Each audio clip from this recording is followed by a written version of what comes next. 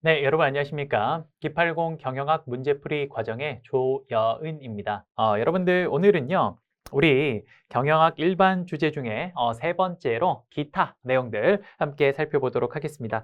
여러분 제가 말씀드린 것처럼요, 이 기타 주제는 경영학의 진짜 말 그대로 기타 주제들과 그리고 경영학이라는 탈을 쓴 여러 가지 시사상식 내용들을 함께 살펴보도록 하겠습니다.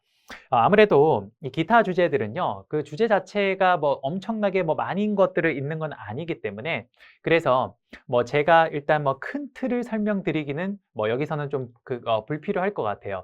대신에 요 이야기 잠깐만 좀 합시다. 요 이야기 잠깐만. 문제를 지금 들어가야 되는데 잠깐만 요 이야기부터 할게요. 그 여러분 지금 우리가 공기업의 문제들을 보면요. 공기업 문제 자체가 조금 출제 경향이 좀 어떻냐면요. 최근에 이제 여러분들 뭐 경영학의 일반적인 이론 내용들 나오는 거는 크게 문제가 안 돼요. 그거는 여러분들이 저랑 함께 푸는 이 문제들 수준에서 충분히 커버가 될 겁니다. 근데 이게 좀 문제가 되는 파트가 뭐냐면 바로 이런 파트인데요. 최근 공기업의 문제의 기출 흐름을 보면요. 두 가지가 상당히 조금 뭐라 해야 될까요? 좀 이례적으로 출제가 되고 있다라는 느낌을 좀 받아요. 그 두 가지가 뭐냐면 여기 와서 한번 해볼까요? 그 두 가지의 첫 번째는 제가 말씀드린 것처럼 경영학의 탈을 쓴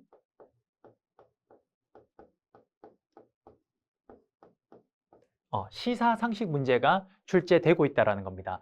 즉 겉으로 봤을 때는 경영학의 어느 분야다라고 이야기를 할 수 있긴 합니다만 사실 경영학을 정말 학문적으로 공부한 사람들 입장에서는 그 포인트가 과연 그 챕터나 혹은 그 과목에 해당되느냐 여기에는 퀘스천 마크가 있는 그런 문제들이에요. 그러니까 예를 들면 대표적으로 뭐 USB에서 B가 뭘 의미하는 이런 것들이는 거죠. 그거.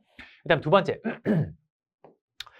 최근 그 공기업의 문제의 트렌드에 좀 굉장히 좀 독특한 점 중에 하나가 중요한 개념들 위주로 묻는 것들이 아니라 굉장한 지엽적 문제들이 조금씩 나오기 시작한다라는 겁니다. 지엽적 문제.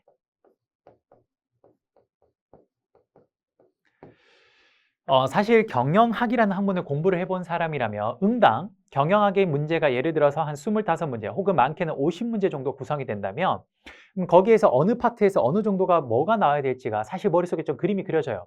저 같은 경우도 만약에 25문제를 한 세트로 하는 그런 문제를 하나 내주세요라고 하면요. 대략 25문제다? 그러면 회계에서 얼마, 재무에서 얼마, 경영전략에서 얼마, 경영조직론에서 얼마, 인사관리에서 얼마 이런 게 머릿속에 좀 그려집니다.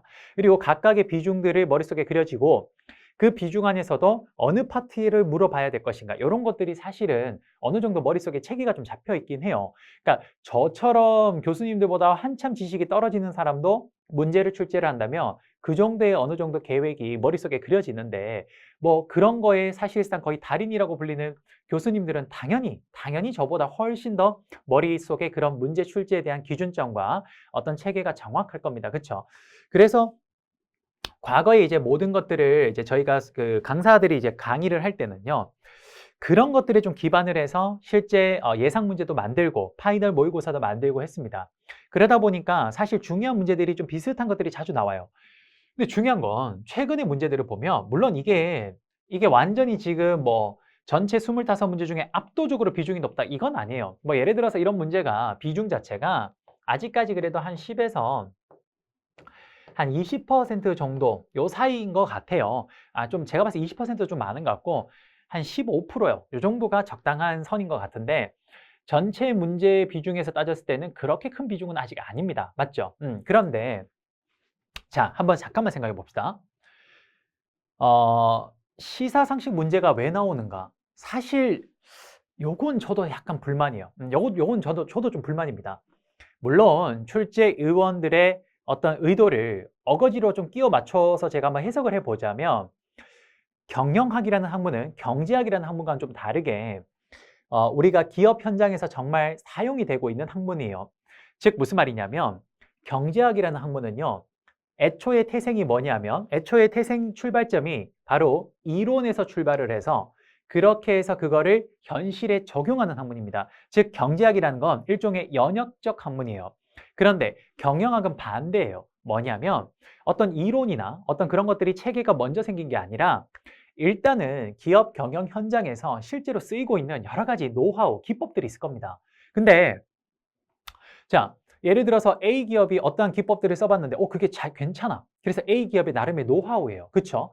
물론 그런 건 잘 공개를 하지 않습니다만 어느 정도 시간이 흘러서 그런 노하우가 공개가 되면 다른 회사들도 써보겠죠. 그러다 보니까 여러 회사들이 썼는데 그 노하우가 잘 먹힌다. 그럼 뭡니까? 기업의 효율적 경영 혹은 돈을 버는 데 있어서 그 노하우는 꽤 쓰임 혹은 쓸모가 있는 하나의 툴이 될 겁니다. 그렇죠?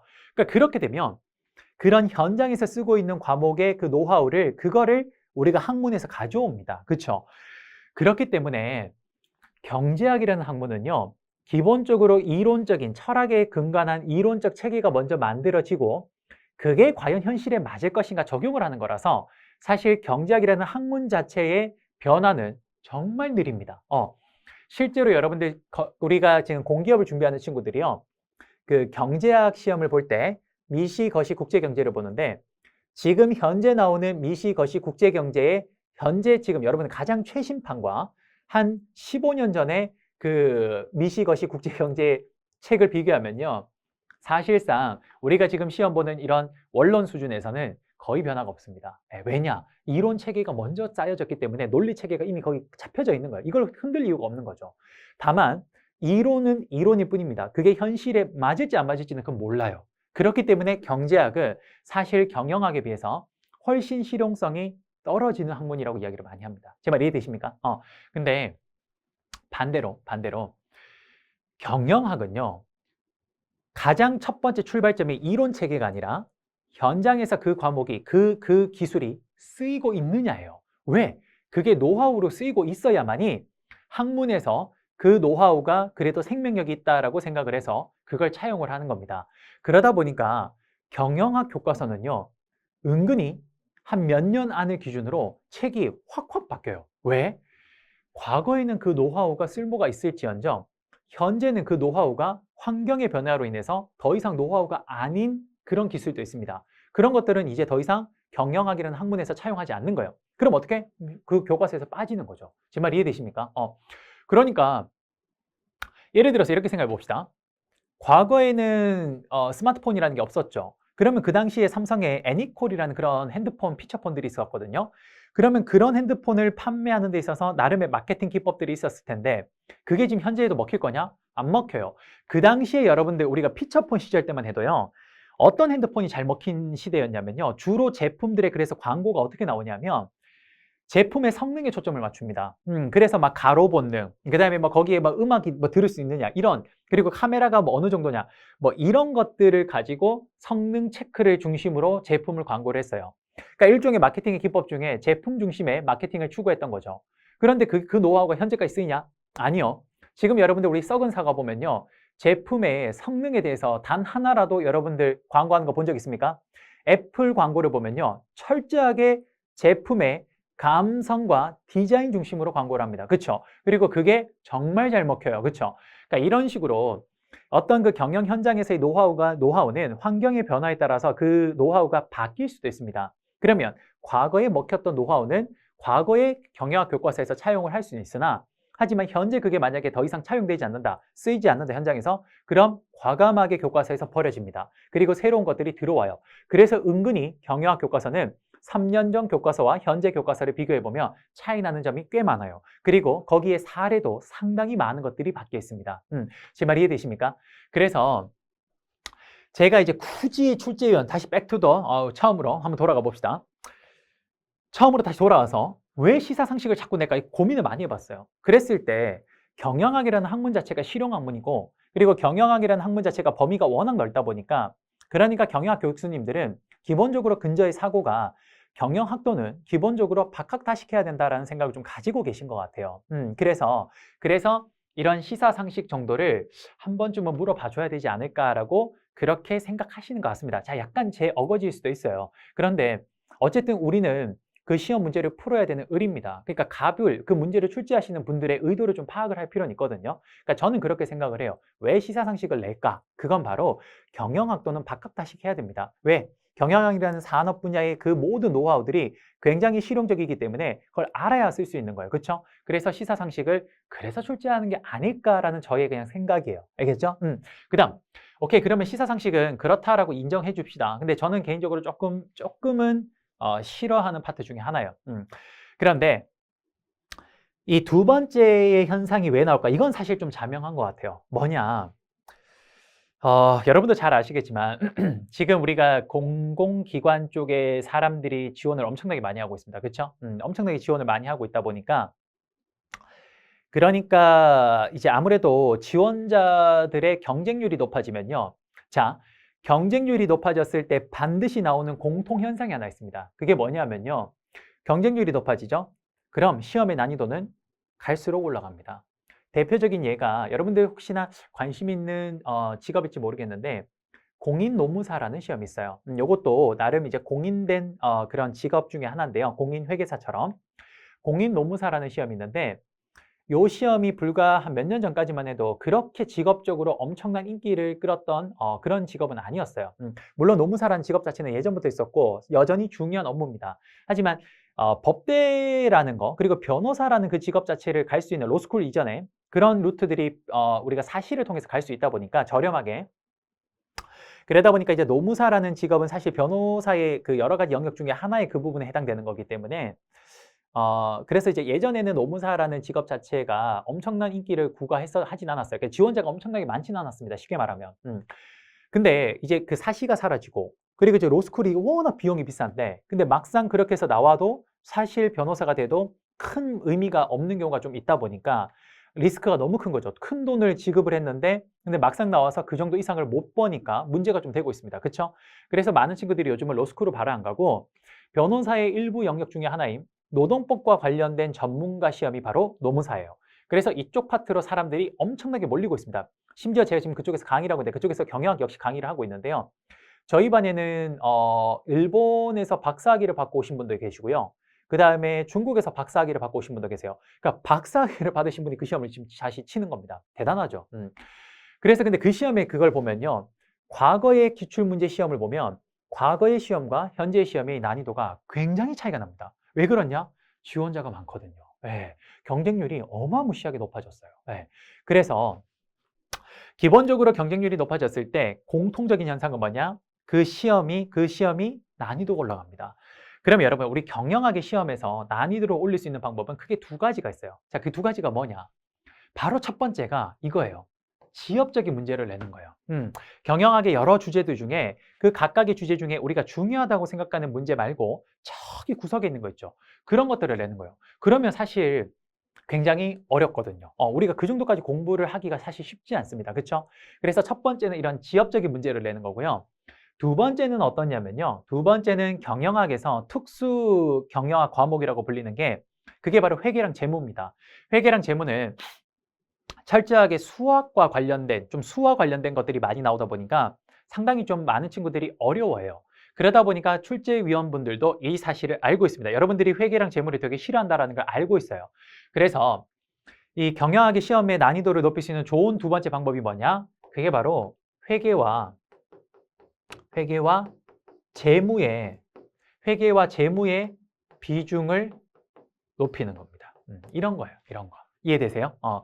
바로 회계와 재무의 비중을 높여주면 그러면 시험의 난이도가 체감 난이도가 자연스럽게 올라갑니다. 네.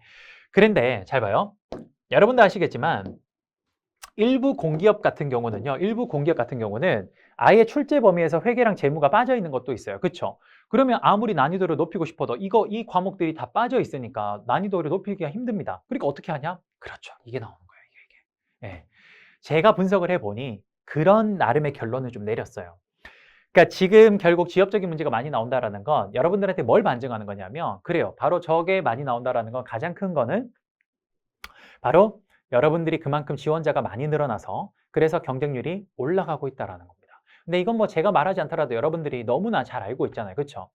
점점 사기업의 공채는 사라지고 있고, 그렇죠? 대부분이 이제 수시 채용으로 바뀌었고, 그리고 점점 이제 공공기관도 사람을 그 정권이 바뀌었을 때는 좀 많이 뽑다가 정권 말년쯤 되면 확 줄여버립니다. 그렇죠? 사실 공공기관이라는 건 사람은 그렇게 많이 필요하지 않거든요. 왜냐하면 생산과 관련된 쪽이 아니라 규제하고 감독하고 보조하는 쪽이다 보니까 사실 그렇게 많은 인력이 필요하지 않습니다. 근데도 많이 뽑아 놓으니까 그걸 어떻게 인력을 관리하기가 힘드니까 정권 초에는 정권에 좀 어쨌든 잘 보이려고 뽑다가 말년되면 힘이 떨어지니까 안 뽑죠.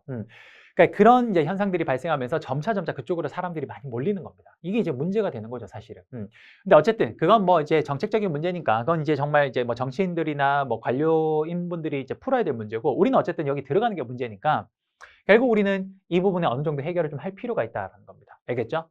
자, 그러면 이렇게 합시다. 제가 이야기를 드리고 싶은 건 이거예요. 그럼 쌤, 시사상식과 지엽적인 문제는 어떻게 해결할 수 있습니까? 라고 하는 건데요. 자, 그 역시 이걸 분석만 하고 끝을 내면 안 되겠죠. 이 각각을 해결하는 방법에 대해서 설명을 좀 드릴게요. 참고로 시사상식을 해결할 수 있는 가장 좋은 방법은 저도 약간 꼰대 같은 이야기 한마디 할게요. 시사상식 문제를 해결할 수 있는 가장 좋은 방법은 뭐냐? 신문을 보세요. 꼰대 같은 이야기죠. 예, 그래요. 사실 맞는 말입니다. 틀린 말 아닙니다. 수능에서 수석하고 수능 만점 받은 친구들 어떻게 공부했습니까? 학교 수업과 교과서 중심으로 공부했습니다. 사실 맞는 말이자 틀린 말도 아니고 뭐 그래요. 맞는 말입니다. 사실 틀린 말 아니에요. 마찬가지로 시사상식 어떻게 쌤 정복합니까? 여러분들 그냥 신문 보시는 게 제일 좋아요. 그렇죠? 근데 저학년 때부터 신문 보는 게 습관이 되어 있는 친구라면 상관이 없어요. 근데 그게 아닌 친구들이 4학년 때 그걸 이제 급작스럽게 본다면 생각보다 신문이 그렇게 잘 읽히지 않습니다. 그리고 사실 이것저것 공부해야 될 게 되게 많은데 신문을 매일매일 그걸 본다? 그것도 생각보다 시간 낭비예요. 그렇죠? 그래서 제가 이제 많은 분석을 해봤더니 이런 시사상식이 주로 출제되는 문제들 자체가 신문사에 있는 여러 가지 기사를 기준으로 좀 냅니다. 그러다 보니까 결국은 신문사에서 어떤 기사를 중심으로 쓰느냐 이게 되게 중요한데 그러면 그 신문사에서 주된 어떤 소재가 되는 거 어떤 시사상식의 주제가 되는 것들을 누가 제일 잘 아냐? 기사 쓰는 신문사가 제일 잘 알아요. 그래서 제가 해법을 알려드릴게요. 시사상식은요 여러분 두 가지 회사 우리가 지금 경영학이라는 시험을 보는 거니까 아무래도 이쪽에서 저로 많이 나와요. 자 어디냐면요 두 가지 신문사인데 첫 번째는 한국경제신문과 그 다음에 두 번째 매일경제신문.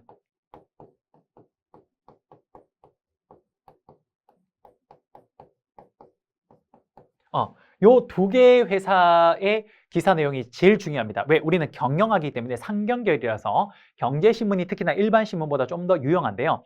자, 그러면 쌤 이 두 개를 보라는 거예요? 아니요. 그게 아니라 자, 제가 설명드릴게요. 한국경제신문에서 우리 학생들의 경제 이해력을 테스트하기 위해서 만든 시험이 하나 있습니다. 그게 뭐냐면 테세 시험이에요. 저도 요 강의를 많이 하거든요. 테세 시험. 그 다음 매일경제신문에서 역시 한국경제신문과 이게 라이벌이다 보니까 비슷한 역시 경제 이해력 테스트 시험을 만들어냈는데 그게 뭐냐면 매경 테스트예요.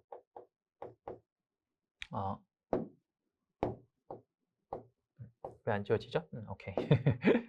자, 매경 테스트입니다. 요거예요. 자, 여러분들 여기에는요 지금 아예 시험 난 안에 이 각각의 이 시험 안에 시사상식 파트가 아예 따로 있어요. 그래서 여러분 이렇게 하면 됩니다.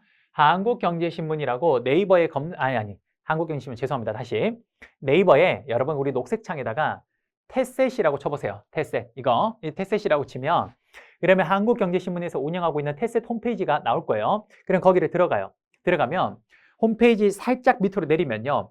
가운데란에 쭉 오른쪽으로 가면 제일 오른쪽에 가면 가끔씩 용어가 바뀌긴 하는데 일단 현재는 오늘의 테셋이라고 되어 있을 겁니다. 자, 여러분들 여기를 들어가시면요. 매주 혹은 매일 여기에 지금 한 주간 혹은 오늘 혹은 최근 한 2, 3일간 가장 중요하다라고 여러분들이 생각할 수 있는 그런 시사 용어를 한국경제신문 테스트위원회 위원장님과 그 위원회 회원님들께서 뭐냐 올려줘요. 그리고 그 내용이 뭔지도 설명을 해줍니다. 자, 우리가 흔히 알고 있는 경제나 경영 관련된 시사 용어도 여기서 설명을 하긴 합니다만 이것 말고 뭐도 거기 나와 있냐면 일반 시사 용어도 함께 올려줘요. 자, 대표적으로 신조어까지 심지어 있습니다. 신조어 중에 뭐가 있냐면요. 여러분 이런 것도 있어요. 여러분 혹시 이거 아십니까? 대표적인 예가 뭐 당연히 우리가 경제신문이니까 이런 시사 용어가 있어요. 뭐 대표적인 예가 뭐 매몰 비용 이런 거, 매몰 비용 뭐 이런 거. 그다음 뭐 포트폴리오 전략 이런 거. 이런 거. 그다음 또 경제신문이다 보니까 당연히 경제 용어, 경영 용어가 많아요. 뭐 대표적으로 출구 전략 이런 거. 이런 거. 이런 게 다 자세하게 적혀 있습니다. 단순히 단어만 적혀 있는 게 아니라 이 각각의 개념이 뭘 설명하는지도 자세하게 설명을 해놨어요. 됐어요? 자, 그런데 이런 거 말고도 뭐도 있냐면요. 일반 시사 용어에 신조어까지 있습니다. 이거 스몬비. 스몬비가 뭔지 아세요, 여러분? 스몬비? 저게 두 용어의 합성어인데요. 스마트폰과 그 다음에 좀비 합성어입니다. 이게 무슨 말이냐면 여러분들 아시겠지만 요즘에 우리 그 친구들이 보면 워낙 스마트폰에 중독되어 있는 친구들이 많거든요. 그래서 그런 친구들 보면 스마트폰을 이렇게 들고 이러면서 앞도 보지 않으면서 그러면서 이러면서 마치 이렇게 이것만 보면서 이제 본인 이 핸드폰만 보면서 걸어가니까 앞쪽에 뭐가 오는지도 모르면서 그냥 걸어 다닙니다. 그쵸? 그거 상당히 위험해요. 그쵸? 상당히 위험해요. 이게 마치 뭐처럼 보이냐? 스마트폰을 보는 마치 좀비 같은 거죠. 좀비 어떻습니까? 왜 이러면서 다니잖아요. 그쵸? 네. 그래서 그게 스마트폰과 좀비의 합성어입니다. 스몬비라 그래요. 요즘은 이제 이 단어가 굉장히 일반화됐는데 또 어떤 단어도 거기 올라와 있냐면 치팅데이. 사실 이거 일반화된 지가 좀 오래되진 않았거든요. 그러니까 여러분들 다이어트 하시는 분들이 하루 정도는 먹고 싶은 거 마음껏 먹는 거 우리 치팅데이라고 하죠. 사실 그것도 원래 치팅과 그 뭔가를 훔쳐보다라는 그런 치팅과 그 다음에 데이의 합성어입니다. 그렇죠? 그것도 여기 올라와 있어요. 그러니까 이것처럼 경제 경영과 관련된 시사 용어뿐만 아니라 최근에 많은 사람들이 알고 있는 이런 신조어까지도 올려줍니다. 그리고 그게 뭘 의미하는지도 해설이 되어 있어요. 그러니까 그쪽에 있는 내용들이 실제로 최근에 공공기관이나 공기업의 시험에 기출보고 문제들을 보면요. 거기에 있는 용어들이 상당수 나와 있다는 걸 확인할 수 있어요. 그게 왜 그러냐? 결국은 신문사가 가장 자신들이 기사를 쓰기 때문에 가장 그 용어들을 알고 뭐가 지금 이슈가 되는지를 안다라는 겁니다. 제 말 이해되십니까? 그게 바로 여기서 볼 수 있어요. 알겠죠? 그러니까 가장 좋은 건 시간을 두고 매일매일 여러분들이 신문을 보는 게 제일 좋아요. 근데 그게 말처럼 그렇게 쉽지가 않잖아요. 그렇죠? 그러니까 여러분들 그게 좀 어렵다라면 제 생각은 좀 시간이 좀 부족하고 우리가 특히나 지금 취업 준비할 때 NCS도 해야 되고 뭐 여러 가지 해야 되잖아요. 그렇죠? 그러니까 그런 뭐 한국사 능력 시험도 따야 되고 할 게 많은데 그때 신문까지 다 보기 너무 힘들다. 선생님 그럼 어떻게 합니까? 이렇게 하세요. 아시겠죠? 자, 그다음 매일경제신문에도 매경 테스트라는 경제 이해력 테스트 시험이 있습니다. 여기도 이 홈페이지에 들어가시면요. 여기는 지금 제가 그 용어가 좀 가끔씩 바뀌는데 아마 이렇게 되어 있을 거예요. 하여튼 여러분들이 보시면 아실 거예요. 매경 테스트 용어라고 적혀 있을 거예요. 여기를 들어가면 뭐가 나오냐면 역시 위에랑 비슷한 것들이 나옵니다. 그러니까 여러분들이 이렇게 또 약간 센스 있는 친구들은 이렇게 이 두 가지를 활용을 해도 좋을 것 같아요. 무슨 말이냐면 한경 테스트에서 나와 있는 용어가 매경 테스트에서도 그 용어가 같이 있다라면 양쪽 다 있다라는 건 뭘 의미하는 겁니까? 그만큼 중요하고 최근에 핫 이슈가 된다라는 거죠. 그렇죠? 그렇기 때문에 이런 것들을 여러분들이 좀 전략적으로 활용을 하는 게 굉장히 필요하지 않을까라는 생각이 듭니다. 됐습니까? 자, 첫 번째 요 얘기를 했고요. 두 번째. 시사상식 문제는 가급적 최신 문제를 풀어보는 게 좋습니다. 왜? 당연히 최신 트렌드들을 반영하니까요. 그렇죠? 그래서 쌤, 그러면 시사상식 관련된 문제 풀 수 있는 게 없나요? 뭐 다양한 것들이 있긴 해요. 근데 물론 이제 돈을 주고 사설 교육기관에서 하는 방법도 있긴 합니다만 여러분들이 사실 취업을 준비하는 과정에서 이래저래 돈이 많이 들 거예요. 그렇죠? 그래서 그거를 최대한 저는 좀 여러분들의 그런 경제적인 부담을 줄여줄 수 있는 방법들을 좀 연구를 많이 하는데 그중에 가장 좋은 게 뭐냐면 여기 한국경제신문 여기에 최근에 이제 한국경제신문 경제신문 테셋위원회에서 거기 지금 편집국장님께서 새로 여러분 테셋을 위한 하나의 신문을 좀 발간을 하셨어요. 이거 신문이란 게 정말 실물이 있는 신문이 아니라 그냥 인터넷상에서 웹상에 있는 그냥 그 신문인데 그 신문 이름이 경제야 놀자입니다. 신문 이름이. 여러분요 경제야 놀자 들어가시면요 여기에 항상 그 해당 용어가 적혀 있고 그 경제 용어나 여러 가지 용어가 적혀 있고 그 용어에 해당되는 문제가 경제 문제도 있긴 한데 이렇게 시사상식 문제도 있습니다. 그래서 여기에 들어가셔서 그런 시사상식 문제들만 한 번씩 풀어봐도 돼요. 그게 쭉 회차가 있으니까 한꺼번에 모아서 쭉 풀어보면 돼요. 아시겠죠? 요거 말고 또 하나 더 있는데 중고등학생을 위한 테세 신문이 있습니다. 그게 생글생글이라고 있어요. 역시 검색하면 나옵니다. 생글생글. 여기도 들어가면 여러 가지 시사 용어 관련된 문제가 보통 한 3문제씩 나오는데 일주일에 한 3문제씩 나오는데 그 중에 한두 문제가 시사 용어가 나와요. 그러니까 그렇게 여러분들이 풀어보셔도 이게 다 무료로 할 수 있거든요. 그렇게 풀어보시면 좋을 것 같습니다. 알겠죠? 그래요.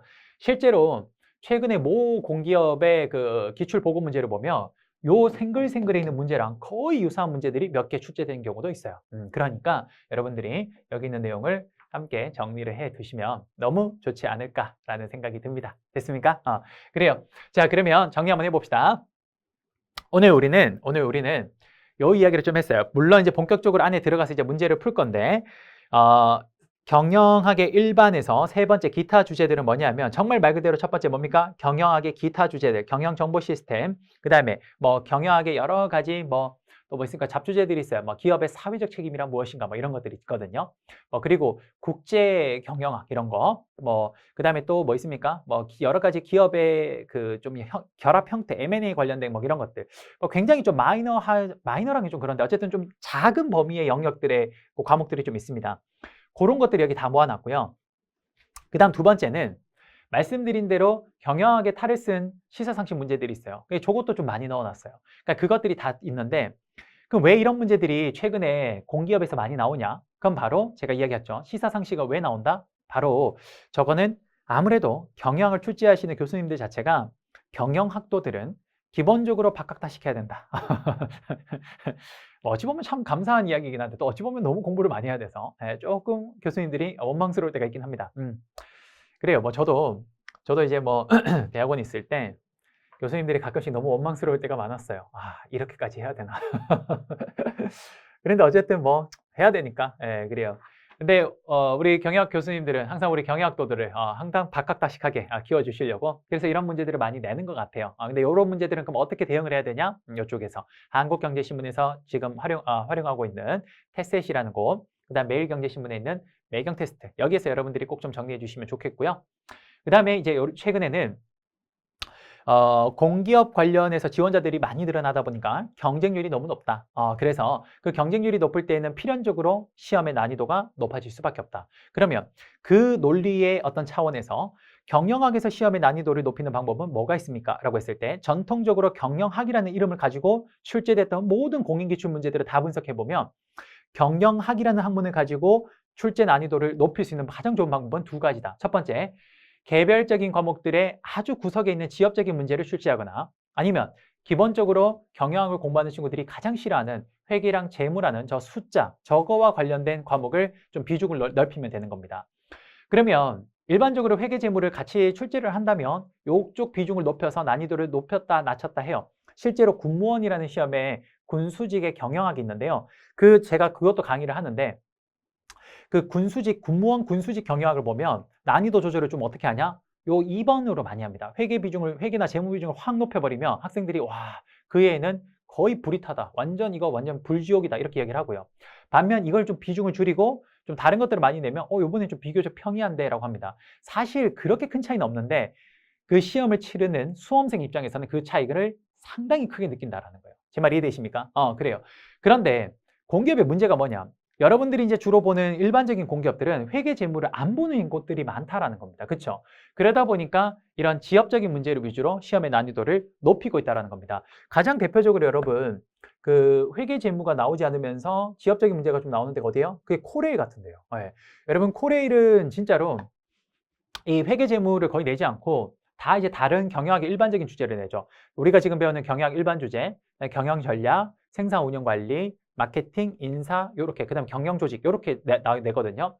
그러니까 경영학의 특수 분야, 요 분야를 싹 빼버리니까 결국 지원자가 많을 때에는 잘한 사람과 못한 사람을 가릴 수 있게 난이도를 조절할 필요가 있는데 그 난이도 조절을 어떻게 하고 있다? 그래요. 이걸로 하는 거예요, 이걸로. 그러니까 이제 서서 이런 것들이 나오기 하는 거죠. 그러니까 우리는 왜 갑자기 저는 지엽적 문제가 많이 나오나? 라고 처음에 의아했으나 제가 곰곰이 이런 걸 가르치는 강사로서 한번 곰곰하게 제가 이걸 좀 따져보니까 결국은 필연적으로 경쟁률이 높아지면 난이도가 높아져야 되는데 그 난이도를 높일 수 있는 방법이 과목마다 다르겠으나 경영학이라는 과목에서는 이 두 가지 방법인데 코레일 같은 곳에서는 밑에 있는 과목들을 출제를 거의 안 하니 결국 이렇게 갈 수밖에 없다라는 겁니다. 어떻습니까? 한번 들어보시니까 논리적 기결이 좀 잘 흘러간다라는 게 좀 느껴지십니까? 그래요. 그러니까 우리 지금 3번 기타 주제들도요. 결국 저는 요 두 가지를 좀 볼 겁니다. 요 두 가지를 좀 볼 거고 그 다음에 우리 그 기팔공의 저 뒤쪽에 가시면요. 그 최근에 이제 여러 가지 공기업들의 트렌드 중에 하나가 지역적 문제를 어떤 식으로 출제를 많이 하냐면요.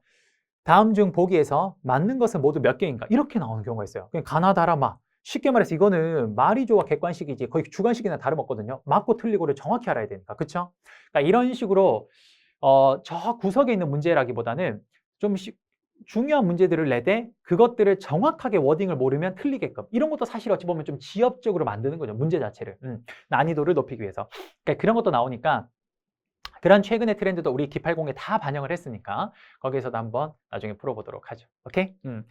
자, 그래요. 여러분들 오늘은요, 우리 전체 기타에 대한 어떤 개관을 한다기보다는 왜 이런 문제들이 지금 나오고 그리고 제가 이 교재에 기타 파트에 이런 것들을 왜 담았는지 거기에 대해서 좀 설명을 좀 드렸습니다. 아시겠죠? 그래요. 이렇게 정리를 좀 하도록 할게요.